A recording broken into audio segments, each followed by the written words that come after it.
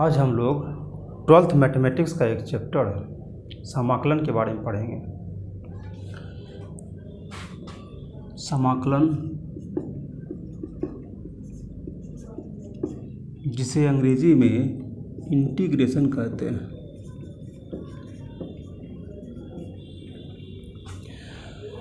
समाकलन और कुछ नहीं, यह अवकलन का ही उल्टा होता है। अवकलन का उल्टा।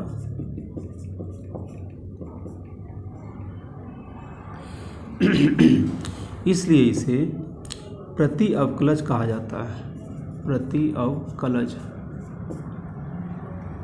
कहा जाता है। जब किसी फलन का हम लोग अवकलन करते हैं तो हम लोग को अवकलज मिलता है। ये हो गया अवकलज। और इस अवकलज का जब हम लोग इंटीग्रेशन करते हैं तो हम लोग को फिर से पहले वाला फलन मिलता है। यहाँ हम लोग इंटीग्रेशन करने के बाद f(x) निकालते हैं। इस f(x) को अर्थात मूल फलन को एक नाम देते हैं समाकलज। फलन का अवकलन करने पर अवकलज मिला। इस अवकलज का समाकलन करने पर मूल फलन मिला, जिसे हम लोग समाकलज कहते हैं। अब हम लोग देखते हैं समाकलन के प्रकार। देखते हैं समाकलन के प्रकार। इसके दो प्रकार होते हैं, अनिश्चित और निश्चित। अनिश्चित और निश्चित, इन दोनों में समानता है। दोनों में हम लोग समाकलन के चिन्ह का प्रयोग करते हैं। और वो समानता यह है कि इसमें हम लोग निम्न सीमा और उच्च सीमा का प्रयोग करते हैं, इसमें नहीं करते हैं। एक और अंतर है कि इसमें किसी न किसी कांस्टेंट को जोड़ा जाता है। कांस्टेंट अर्थात अचर, या तो c जोड़ेंगे या तो k जोड़ेंगे, लेकिन इसमें नहीं जोड़ा जाता है। नहीं जोड़ा जाता है। अब हम लोग एक्सरसाइज की ओर आगे बढ़ते हैं। NCERT के एक्सरसाइज 1.1 का पहला क्वेश्चन देखते हैं। sin 2x, इसका समाकलन निकालना है निरीक्षण विधि से। हम लोग जानते हैं, सॉल्यूशन लिखें, सॉल्यूशन में हल होता है। हम लोग जानते हैं कि cos 2x का जब डिफ्रेंशिएशन करते हैं ये बन जाता है -2 sin 2x। और इस -2 को जब इस ओर से इस ओर लाते हैं तो ये हमारा d के आगे आ जाता है, cos 2x/dx = sin 2x हो गया। इस -½ को हम अंदर ले जाते हैं तो ये हो जाता है हमारा -½ cos 2x/dx = sin 2x।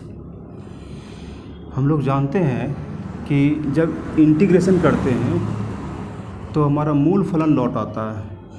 और यहाँ मूल फलन क्या है? -½ cos 2x।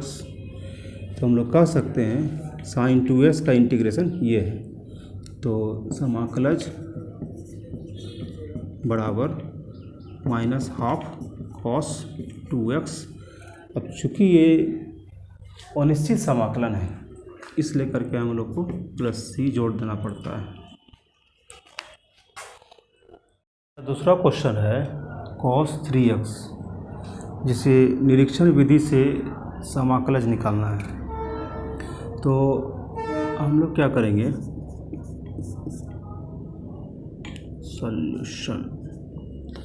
हम लोग क्या करेंगे? cos साइन का डेरिवेटिव होता है, तो हम लोग लिखेंगे d sin 3x/dx = साइन का हो गया हमारा cos 3x।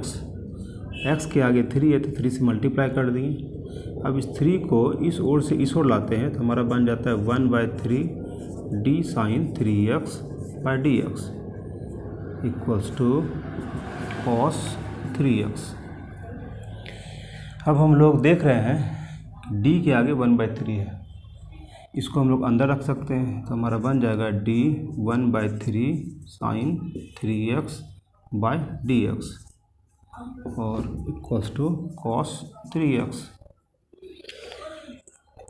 यहाँ हमारा मूल फलन ये बन चुका है, तो इसलिए समाकलज हो जाएगा, समाकलज बराबर -1/3 साइन 3x और लास्ट में हम लोग को प्लस c जोड़ना होगा। हम लोग थर्ड नंबर क्वेश्चन देख रहे हैं, e⁻²x इसका समाकलज निकालना है।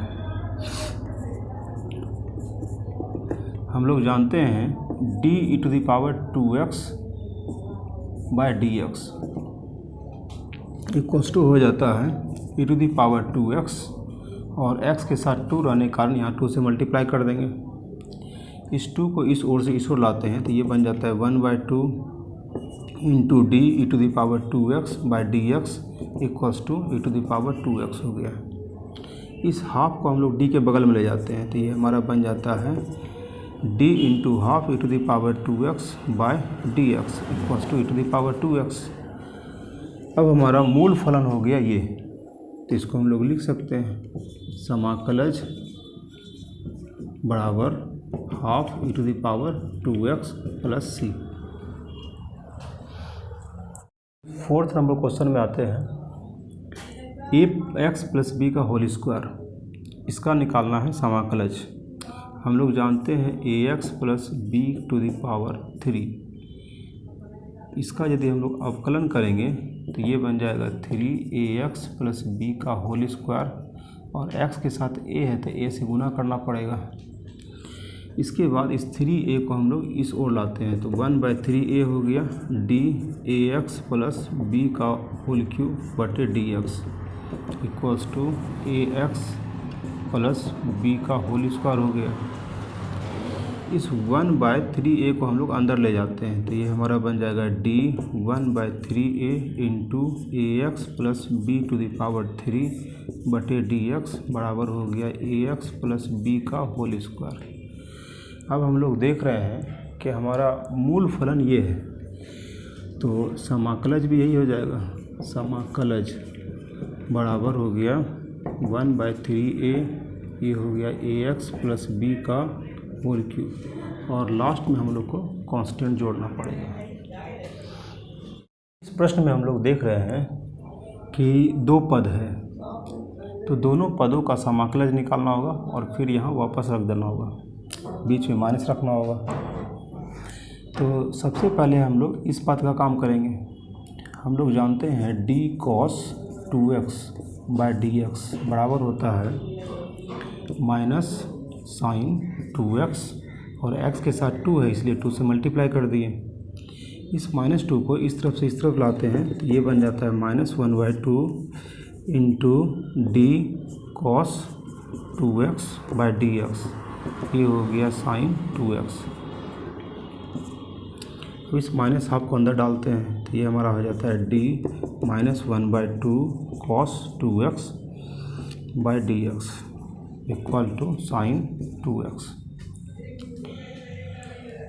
अब हम लोग देख रहे हैं हमारा मूल फलन ये हो गया, इसलिए इसका समाकलज ये हो जाएगा। कह सकते हैं integration of sine 2x equals to -half cos 2x plus c1 बोल सकते हैं क्योंकि हमारा 2 पद है। अब हम लोग दूसरे पद पर काम करेंगे। हम लोग जानते हैं कि d(e⁻3x/dx) इसका बन जाता है e⁻3x और इंटू 3। इस 3 को हम लोग इस ओर लाते हैं तो ये हमारा हो जाता है 1/3 into d(e⁻3x/dx equal to e⁻3x। अब इस 1/3 को अंदर ले जाते हैं तो हमारा d 1/3 e⁻3x/dx होता है इक्वल टू e⁻3x हो गया। तो हम लोग देख रहे हैं मूल फलन ये है, इस लेकर के हमारा समाकलज हो जाएगा इसका e⁻3x dx का समाकलज हो गया 1/3 e⁻³ प्लस C2। अब हम लोग देख रहे हैं कि dx यहाँ भी लगाना होगा क्योंकि सापेक्ष लिखना पड़ता है। अब हम लोग देख रहे हैं कि पहला फलन का समाकलन ये, दूसरा का ये, दोनों को एक साथ हम लोग लिख सकते हैं आंसर में। -1/2 cos 2x, ये कांस्टेंट है, ये कांस्टेंट है, दोनों मिला करके हम लोग सिंगल कांस्टेंट कर सकते हैं। बीच में हमारा -4 है, हम लोग लिखेंगे -4/3, ये हो गया e⁻³ प्लस k, ये हो गया हमारा आंसर। 6 से जो प्रश्न आएगा सारे को फॉर्मूला विधि से सॉल्व करेंगे। दिया हुआ है integration of 4e⁻³ plus 1 into dx, इसको हम लोग लिख सकते हैं integration of 4e⁻³ dx plus integration of dx। ये हमारा हो जाएगा 4 बाहर, integration of e⁻³ dx plus integration of dx। इसके बाद e⁻³ का हो जाता है e⁻³ ही, कोई चेंजिंग नहीं, x के साथ 3 है तो 3 से यहाँ डिवाइड कर देंगे, dx का x हो गया और एक कांस्टेंट को ऐड करना होगा और आंसर हो गया 4/3 e⁻³ plus x plus c। Question में देखते हैं x² इंटू 1 माइनस 1/x², ये दिया हुआ है तो हम लोग कह सकते हैं x² इंटू 1, x² हो गया माइनस x² इंटू 1/x² और यहाँ dx हो गया, ये और ये कट हो गया, इंटीग्रेशन ऑफ x² माइनस 1 और यहाँ dx हो गया। इसको हम कह सकते हैं x² dx minus integration of dx हो गया, x² का बन गया x3, एक जुड़ जाता है पावर में /3, उसी से हम लोग डिवाइड कर देते हैं, dx का x हो गया, लास्ट में कांस्टेंट जोड़ दिए हैं। इस क्वेश्चन में हम लोग देख रहे हैं integration of ax² plus bx plus c into dx, तो हम लोग कह सकते हैं इंटीग्रेशन ऑफ ax² dx हो जाएगा plus integration of bx dx हो जाएगा, इंटीग्रेशन ऑफ c dx हो जाएगा। इसके बाद हो गया a बाहर निकल गया x² dx, b बाहर निकल गया x dx और यहाँ से c बाहर निकल गया dx हो गया। उसके बाद हम लोग कह सकते हैं a into x3/3 plus b into x²/2 plus c into x, last में कांस्टेंट जोड़ देंगे, चूँकि c का प्रयोग कर चुके हैं इसलिए हम लोग k जोड़ दिए हैं। हमारा आंसर बन गया ax³/3 bx²/2 plus cx plus k। में दिया गया है integration of 2x² plus e⁻x, हम लोग लिख सकते हैं इसको integration of 2x² dx integration of e⁻x dx। 2 constant है, बाहर निकल जाएगा, integration of x² dx e⁻x dx। अब हम लोग लिख सकते हैं x² है तो एक पावर बढ़ाएंगे तो 3/3 आ जाएगा, e⁻x नो चेंज, सेम उतर गया, मतलब हमारा आंसर हो गया 2x³/3 plus e⁻x plus c। तो देखते हैं दिया हुआ है √x माइनस 1/√x का होल स्क्वायर, इसको हम कह सकते हैं a माइनस b का होल स्क्वायर, √x का स्क्वायर x हो गया प्लस 1/x हो गया minus 2ab, 2 into √x into 1/√x हो जाएगा और इसके बाहर है dx, ये और ये कट हो गया, इसको हम लोग लिख सकते हैं x plus 1/x minus 2 dx। इसके बाद आगे बढ़ते हैं, ये हो गया integration of x dx plus integration of 1/x dx, यहाँ से -2 बाहर हो गया, dx हो गया, x का हो जाता है हमारा x²/2, 1/x का हो गया log x -2 और dx का x हो गया, लास्ट में कांस्टेंट जोड़ देते हैं।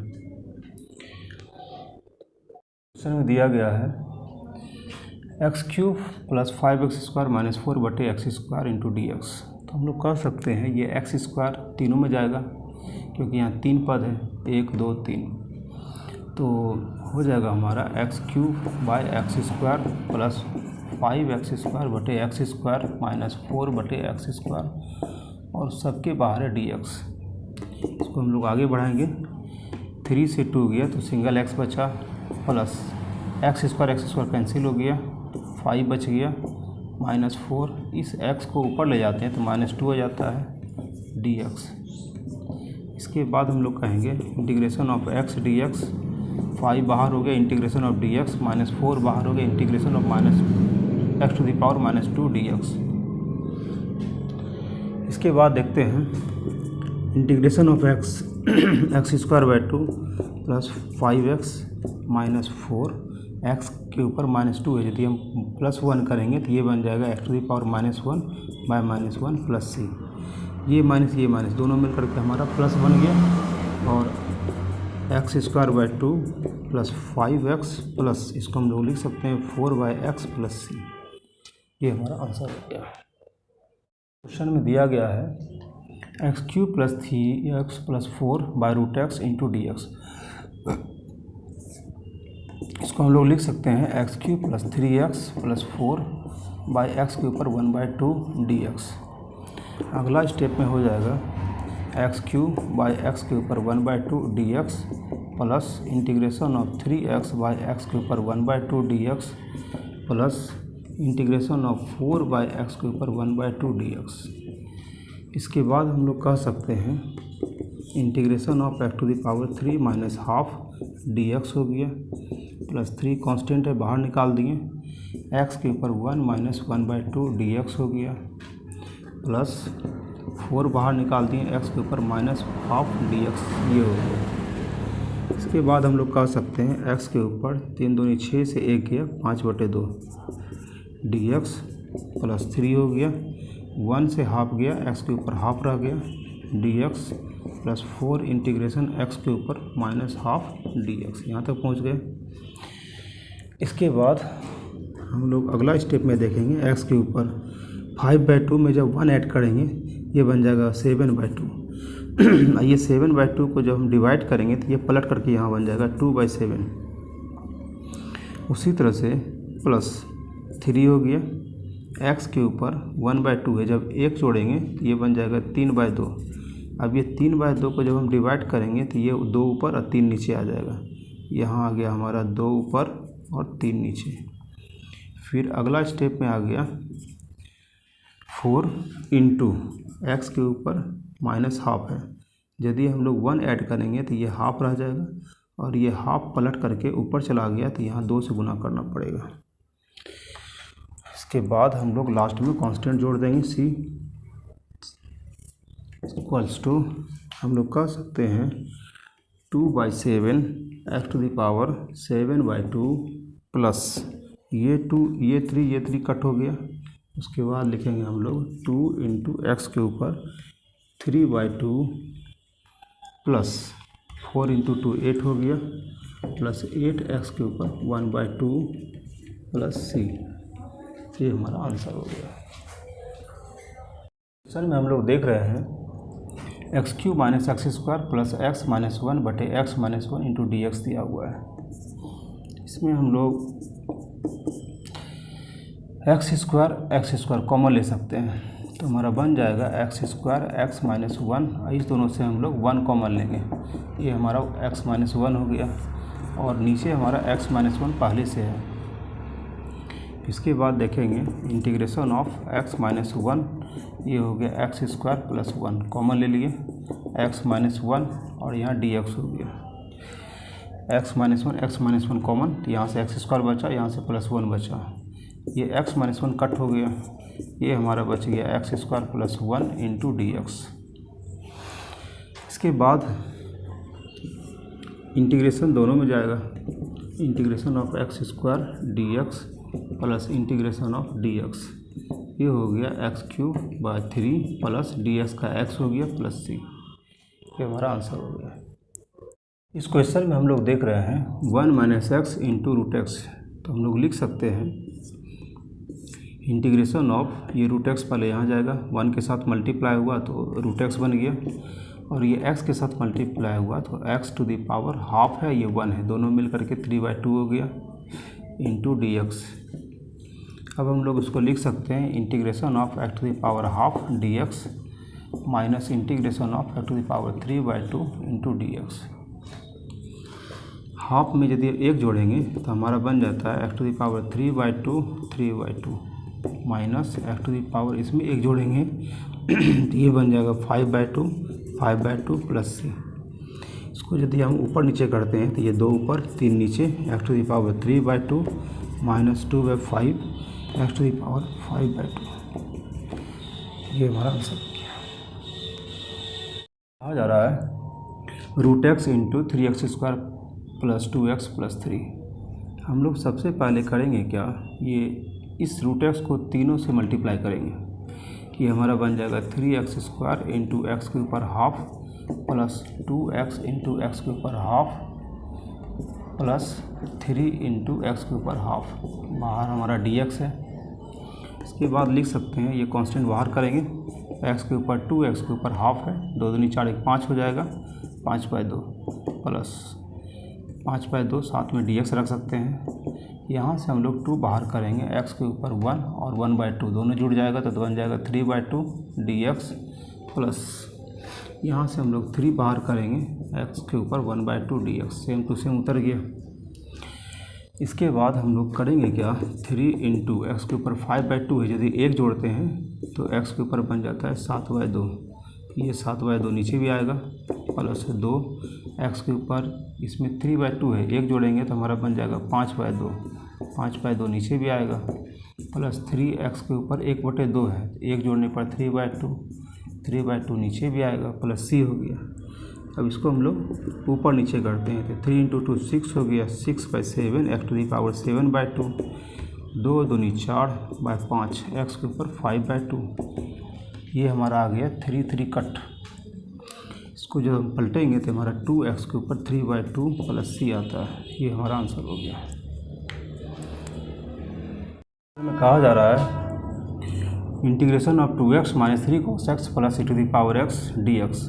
तो हम लोग कह सकते हैं integration of 2x dx minus 3 बाहर कर सकते हैं, cos x dx plus integration of e to the power x dx।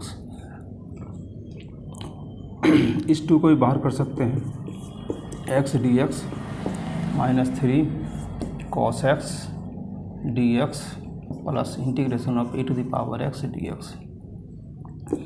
अब हो जाएगा 2 इंटू एक्स का जब इंटीग्रेट करेंगे तो पावर 2/2 आ जाएगा, माइनस 3 इंटू कॉस का बन जाएगा sine x e to the power x का e to the power x हो गया प्लस c कांस्टेंट ऐड कर दिए, ये 2 कट हो गया, x² minus 3 sine x plus e to the power x plus c। ये हमारा आंसर हो गया। कहा जा रहा है 2x² minus 3 sine x plus 5√x, इसका इंटीग्रेशन निकालना है। तो हम लोग लिख सकते हैं इसको, 2 कांस्टेंट है बाहर निकाल देंगे, x² dx, 3 कांस्टेंट है बाहर निकाल देंगे, साइन x dx, 5 कांस्टेंट है बाहर निकाल देंगे और यहाँ x के ऊपर लिख सकते हैं 1/2 dx। इसके बाद हो जाएगा 2 इंटू एक्स के ऊपर 2 है तो x के ऊपर 3/3 हो जाएगा, एक बढ़ गया, माइनस 3 साइन x का बन गया minus cos x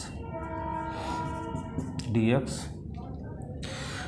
sign x का बन गया minus cos x plus 5 into x के ऊपर 1/2 है तो 1 जोड़ेंगे तो बन गया 3/2 और यहाँ भी आ गया हमारा 3/2 प्लस c, लास्ट में कांस्टेंट आ गया। तब हम लोग लिख सकते हैं 2/3 एक्स के ऊपर 3 माइनस प्लस, ये हो गया 3 cos x और ये हो जाएगा हमारा प्लस 10/3 इंटू एक्स के ऊपर 3/2 प्लस c। ये हमारा आंसर हो गया। क्वेश्चन में देख रहे हैं integration of sec x into sec x plus 10x है। ये sec x हमारा दोनों में चला जाएगा, ये आ जाएगा sec² x dx plus integration of sec x into 10x dx। और हम लोग जानते हैं इंटीग्रेशन ऑफ sec x का बन जाता है 10x plus sec x into tan x का बन जाता है सेक एक्स प्लस सी। हो गया सर। हम लोग दिया हुआ है sec square x by cos square x, इसको हम लोग लिख सकते हैं सेक कॉस का उल्टा होता है, कॉसेक साइन का उल्टा होता है। तो कॉसेक को ऊपर ले जाएंगे तो हमारा बन जाएगा साइन स्क्वायर एक्स, और सेक को नीचे ले आएंगे तो हमारा बन जाएगा cos square x d x. इसको हम लोग लिख सकते हैं साइन बाय कॉस को tan square x d x. Tan square x को लिख सकते हैं हम लोग sec square x minus one d x. इसके बाद दोनों में हमारा इंटीग्रेशन चला जाएगा, ये हो जाएगा हमारा sec square x d x minus integration of d x. Sec square x का बन गया tan x minus x plus c. दिया गया है इंटीग्रेशन ऑफ 2 - 3 साइन एक्स बटे cos square x d x. तो हम लोग लिख सकते हैं इसको इंटीग्रेशन ऑफ 2 बटे cos square x d x minus integration of 3 sine x बटे cos square x d x. मतलब ये कॉस स्क्वायर दोनों में चला गया। इसके बाद 2 बाहर हो गया, कॉस जब ऊपर जाएगा तो बन जाएगा sec square x d x minus यहाँ से 3 बाहर हो गया, साइन बटे कॉस मिल करके बन गया टेन एक्स, और एक कॉस रह गया जो कि ऊपर जाने पर बन गया sec x d x. Sec square x का बन जाता है टेन एक्स माइनस 3 और इसका हो जाता है सेक एक्स प्लस सी। ये हमारा आंसर आ गया 2 tan x minus 3 sec x plus c. में देख रहे हैं इंटीग्रेशन ऑफ रूट एक्स को लिख सकते हैं 1/2 डी एक्स, और ये हो गया हमारा integration of 1/x⁴ D x. फिर x⁴ D x plus x⁴ को ऊपर ले जाने पर यह हो जाएगा हमारा -1/2 और ये आ गया डी एक्स। इसके बाद हो जाएगा x⁴ में जब 1 जोड़ेंगे तो बन जाएगा 3/2 और यहाँ हो गया 3/2 नीचे भी, प्लस x⁴ है वो भी नेगेटिव है, जब 1 जोड़ेंगे तो हाफ रह जाएगा, फिर हाफ से डिवाइड कर दिए प्लस सी हो गया।